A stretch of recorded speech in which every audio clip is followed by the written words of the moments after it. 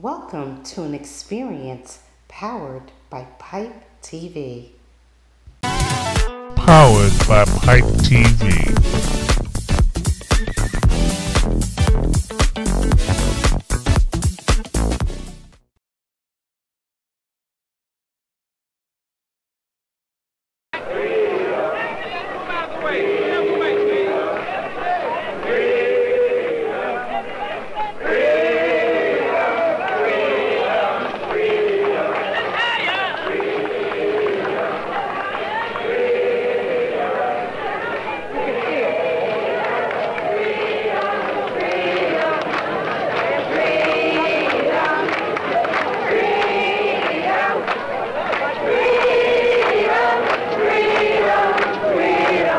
Ladies and gentlemen, I'm Carl T. Rowan.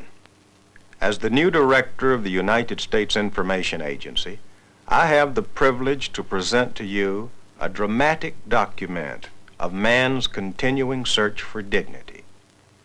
It is a film about the great Civil Rights March in Washington, a moving exercise of one of the most cherished rights in a free society, the right of peaceful protest. I believe that this demonstration of both whites and Negroes, supported by the federal government and by both President Johnson and the late President Kennedy, is a profound example of the procedures unfettered men use to broaden the horizons of freedom and deepen the meaning of personal liberty. Freedom Now movement, hear me. We are requesting all citizens to move into Washington, to go by plane, by car, bus, any way that you can get there. Walk if necessary. We are pushing for jobs, housing, desegregated schools. This is an urgent request. Please join. Go to Washington. Negroes want the same things that white citizens possess. All of their rights. They want no reservations. They want complete equality, social, economic, and political. And no force under the sun can stem and block and stop this civil rights revolution which is now underway.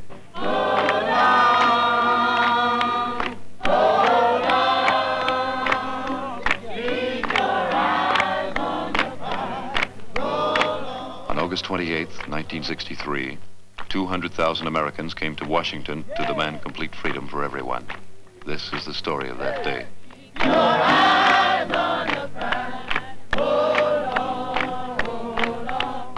And I think this march will go down as one of the greatest, if not the greatest, demonstrations for freedom and human dignity ever held in the United States.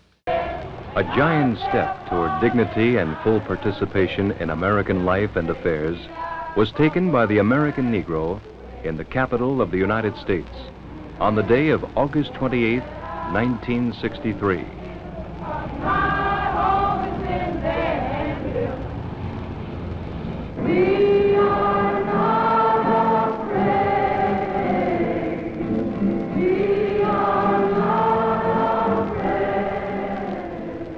The step was taken solemnly and in union with many of their white countrymen.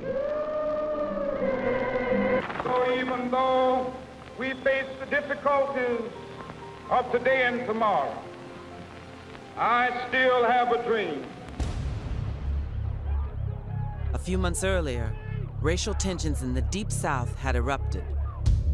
News reports carried brutal images of fire hoses blasting at the backs of school children. President Kennedy had finally seen enough. In June of 1963, he presented sweeping civil rights legislation to Congress. Dr. King and others hoped a massive yet peaceful demonstration in Washington would spur passage of the bill. The humble and the famous, Westerners, Northerners, and Southerners. A cross-section of the 50 states were represented as they progressed along the avenue, loosely grouped together by states or organizations or busloads. We're going to march. We're going to walk together. We're going to stand together. We're going to sing together. We're going to stay together. We're going to moan together. We're going to groan together. And after a while, we'll say, freedom, freedom, freedom now. I have the pleasure to present to this great audience young John Lewis, National Chairman, Student Nonviolent Coordinating Committee. Brother John Lewis. We march today for jobs and freedom. But we have nothing to be proud of, for hundreds and thousands of our brothers are not here, for they're receiving starvation wages or no wages at all. While we stand here, there are sharecroppers in the Delta of Mississippi who are out in the field working for less than $3 a day, 12 hours a day. While we stand here, there are students in jail on trump-up charges. Our brother James Farmer, along with many others, is also in jail.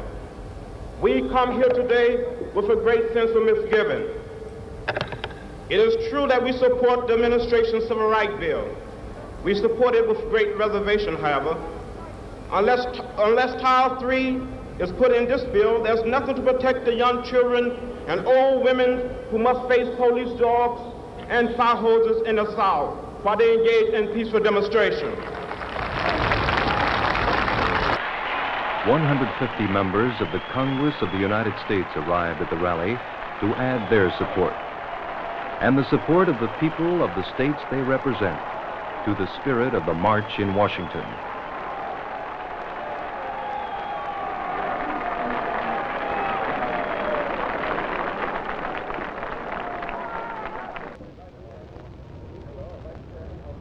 The President's active concern with the progress for the Negro in housing, education, and employment is well known.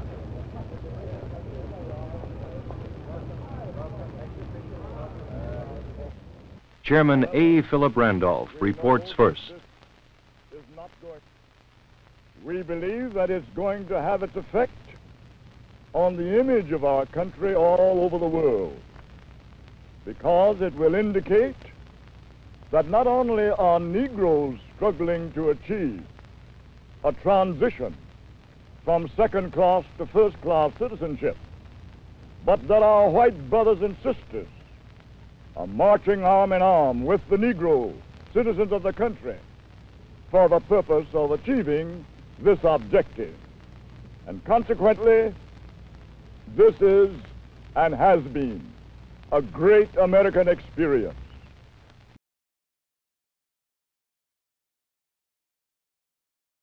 Beautiful day, not a cloud in the sky.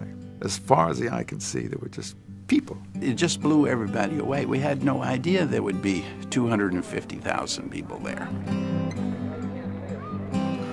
Mothers with babies and strollers, church women with their church hats and pocketbooks and fancy shoes. And it was walking down the street like you were moving as part of a glacier.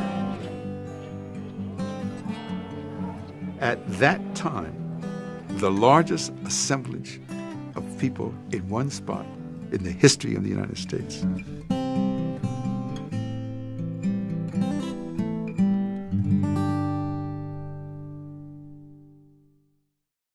I had no expectation that I was preparing to step into an event that was going to transform my entire life.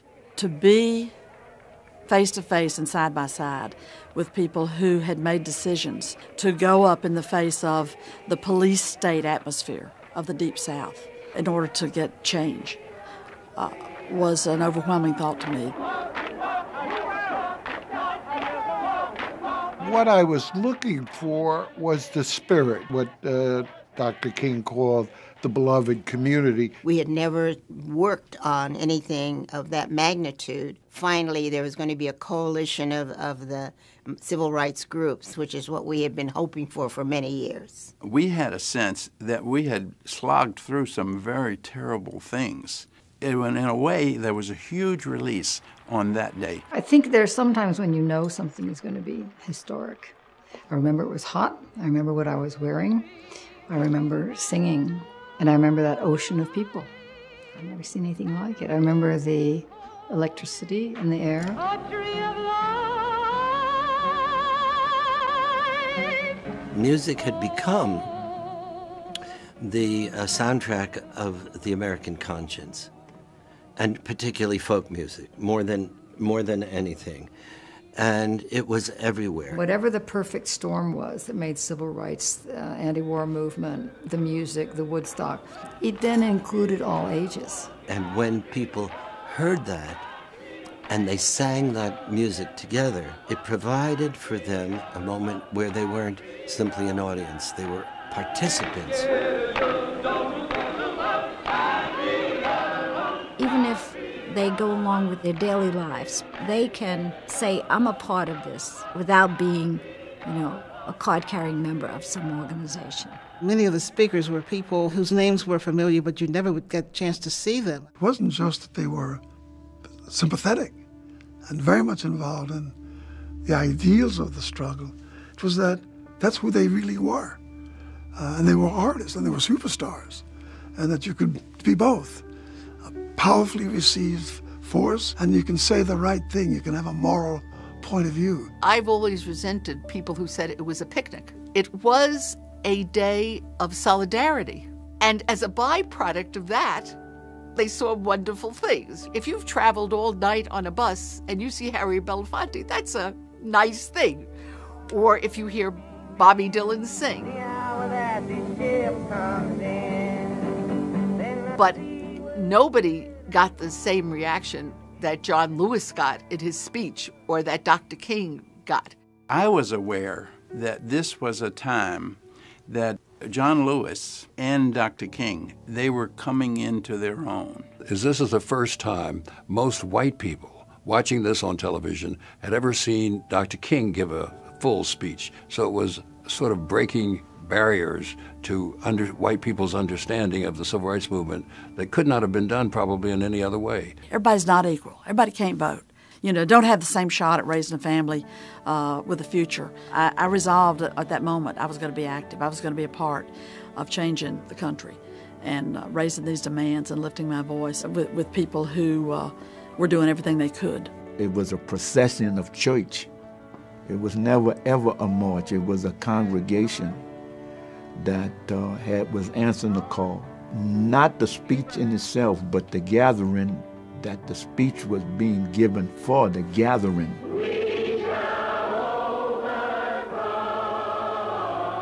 I couldn't believe it. I've been there for a whole week, and we worked in the office. We've done all these things, and now to see black, white, Hispanic, all religion, being there, it was a very touching moment for me. We shall overcome someday. For us, in the end, the day was a complete win-win. Kennedys heaved a huge sigh of relief that there was not one act of violence. And to see at the end everybody singing, "We shall overcome," and all the arms linked. And we've said it often, but it's worth saying as often as necessary. There wasn't a dry eye in the house.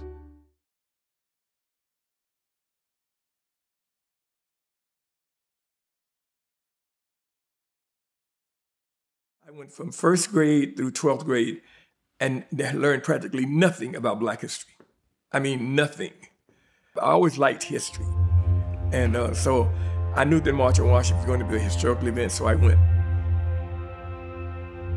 It's all been a progression. A movement that just keeps going.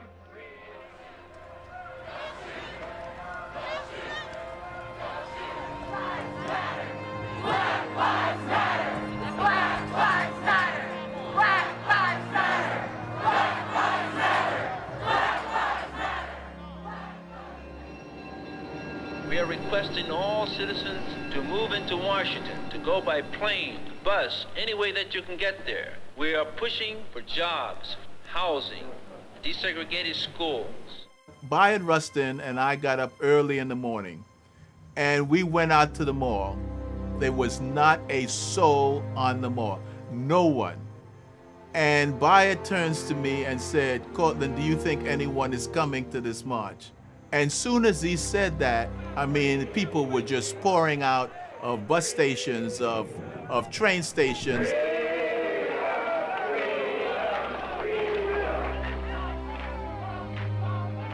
Into the area that I was assigned to came Malcolm X. I'll never forget what he said, because he was not supposed to be there. What he said was, I could not come. That this was a historic occasion. There was something about that moment when he was talking about why he was there that made the march even more significant. I knew by name almost all the people who were speaking. One was Martin Luther King, and then I do remember John Lewis. He is 2 years older than me. I was 21, he was 23. And I said, he is up there as the leader of SNCC. And what have I done? People need to understand the big issue that black people had to face at that point is, what do you Negroes want? Martin King in his speech said, what people want here is the full participation in the American dream. All the things that you hold sacred, we hold sacred.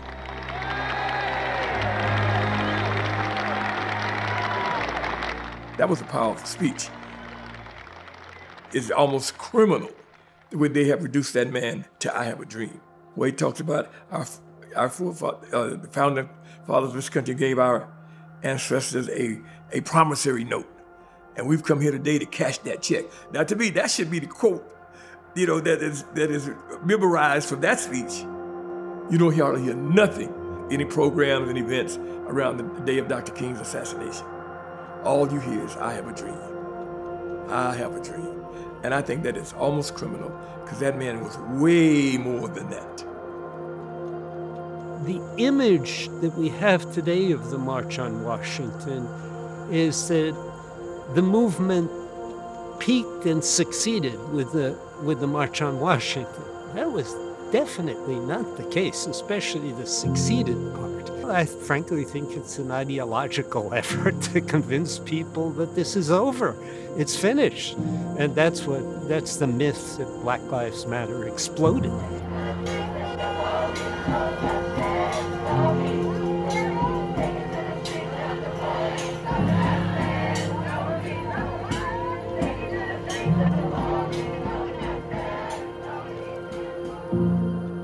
Breadth and depth of that movement worldwide is astounding. You know, and I'm certainly hoping that something comes out of that. But the one thing that has come out of that was the recognition by the wider community that there is something wrong.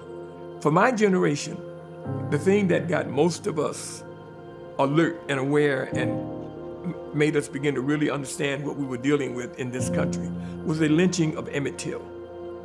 Well, I think George Floyd's lynching, hopefully, will do the same thing for the current generation. I don't know. I cried for a couple of days just seeing that. As a Black woman, as a Black person,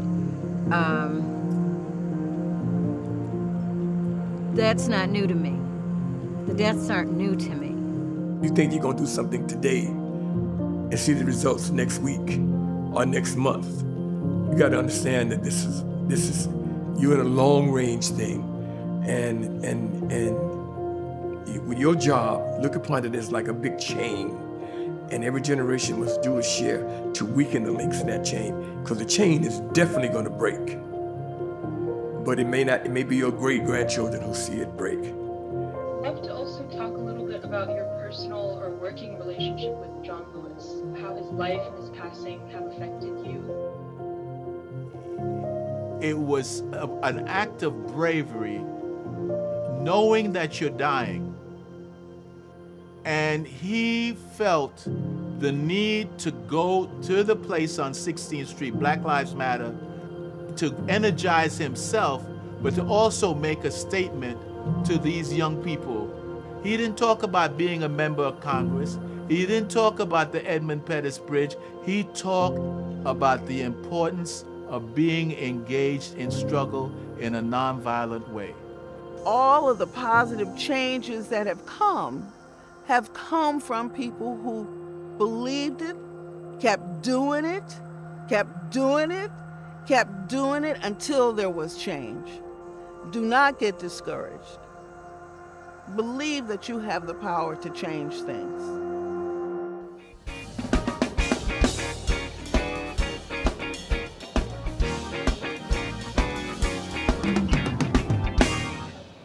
"57 years ago,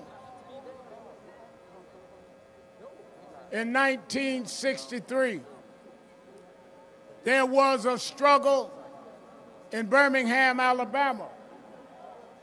There was the assassination of Medgar Evers, the head of the Mississippi NAACP.